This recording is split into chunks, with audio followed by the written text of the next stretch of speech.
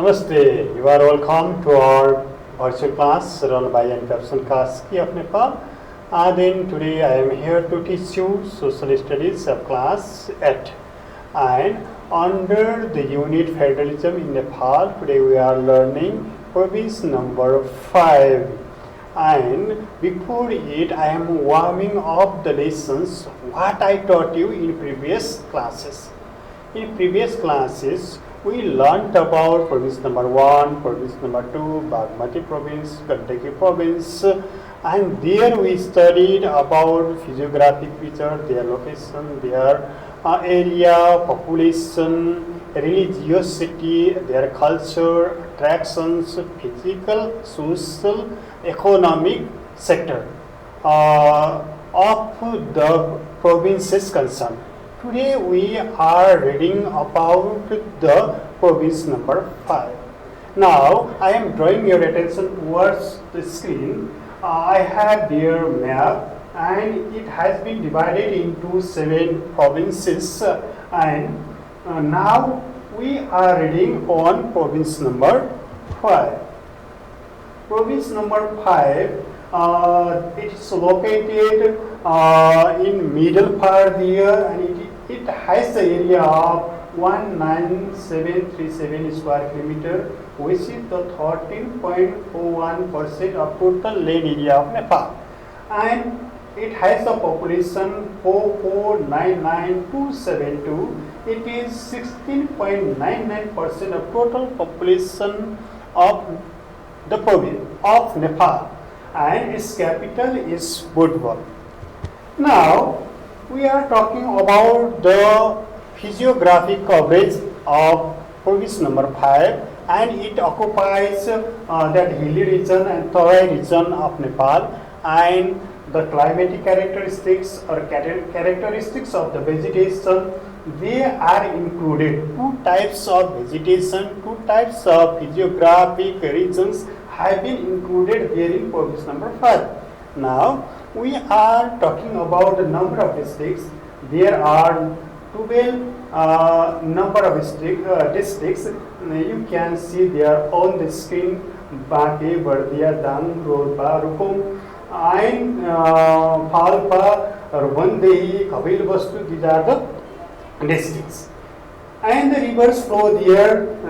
They have been draining or the irrigating the land of province number 5. They are the Karnali, the Veli, the Rapti, the Tinal, the Babai. These are the rivers flow through the province. Now we are learning about the facts under the lakes. Satyavati Lake, Bharakuni Lake, Badigarh Lake. These are the lakes situated here in this province. Which province? Province number 5. And vegetation, according to the landforms, according to the climate, there are vegetation, subtropical evergreen forest and deciduous forest are available in this region. And that province number 5 is rich in the projects of national pride, especially irrigation projects. They lie in this region, namely Sikta, Babai, Badganga and Tinau are the major irrigation projects. They are in this province. It is province number 5. And 2 protected areas, namely Bardia National Park and Bake National Park. They are the protected areas lie here, made or allocated for the preservation of wildlife and then the vegetation.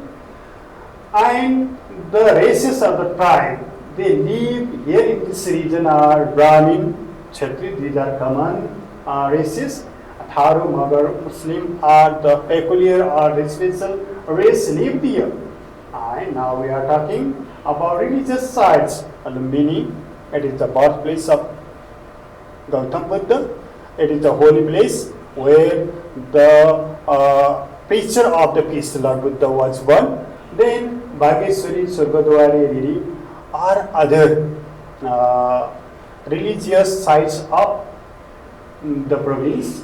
Now Budbal, Bhairava, Nepalganj, Kohalpur, Lumbini, etc. These are the major mega cities, urban areas where the facilities are widely available. These cities we talked just before. Now we are talking about the major cultivation.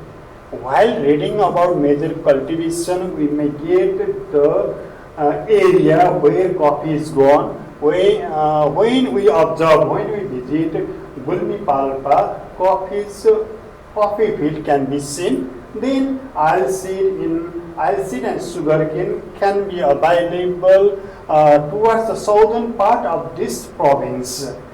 Like major cultivation areas, now we are turning towards the trade transits. Nepal and Bhairava, they are famous in conducting internal and external trade. So they have been kept here under the trade transits. Now, major economic activities. Under the major economic activities, agriculture. Nepal is agricultural country. Many people are involved in agriculture, so it is the main profession in which many people are connected to. Another industry, because the area includes the Tarai region as well, and it has been producing the raw materials which are needed for running the industries and for the trade and for the tourism. That province is famous. Now, places of attraction. Firstly, Lumbini.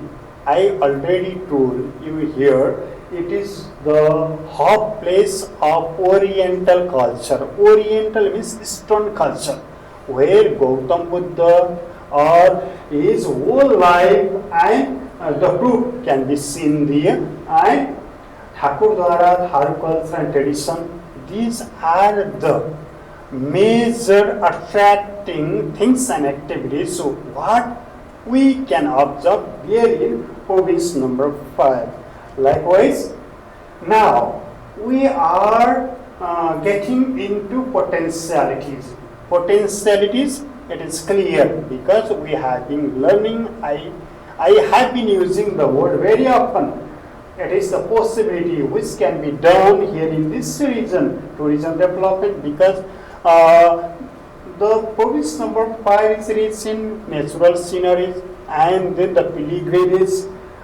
Because tourism can be heightened and upgraded. If we utilize the available resources, they can attract the tourist here. And for the internal and external tourism, that place can be raised as the honey spot or the attractive place of the tourism. Now, we are talking here about the next potentiality. It is hydropower generation. Hydropower, water resource. By utilizing the water resources here, then ample hydropower can be generated and we can support, or it can support the national economy. Then now another extensive farming. If we utilize or use the new technology or advanced means of agriculturing, then what will happen? The power of internal capacity or purchasing capacity of the people live here can be emerged and can be upgraded, and it can be done easily. Now, after reading potentiality and then the realities of the province, now we are reading on the problems. It has the problems of land encroachment. I am telling you very often that land encroachment is an activity where our land is being used by others. Then we cannot control it. It is the burning issue to be solved as soon as possible, and if we solve it, then our nationality can be preserved. Then another one is a natural disaster. We have here many rivers. They flow through the province, and they have been creating so many calamities or the difficulties. And if we solve them in time, then the development may occur fast. Now, come to another point. It is migration. It is a major problem of the province. It prevails there. That is migration. Migration means shifting up to the settlement. People change their settlement because of the availability or the lack of the facilities. And in remote area there is lack of facilities. In urban areas there is the availability of facilities. And in search of sourcing the facilities, people migrate to urban area, and then it has created a problem. In migrated place, there is a high density of population, insufficiency of the means and resources there, and from where people migrate, there is a social desertification. So it is taken as the problem of province number 5.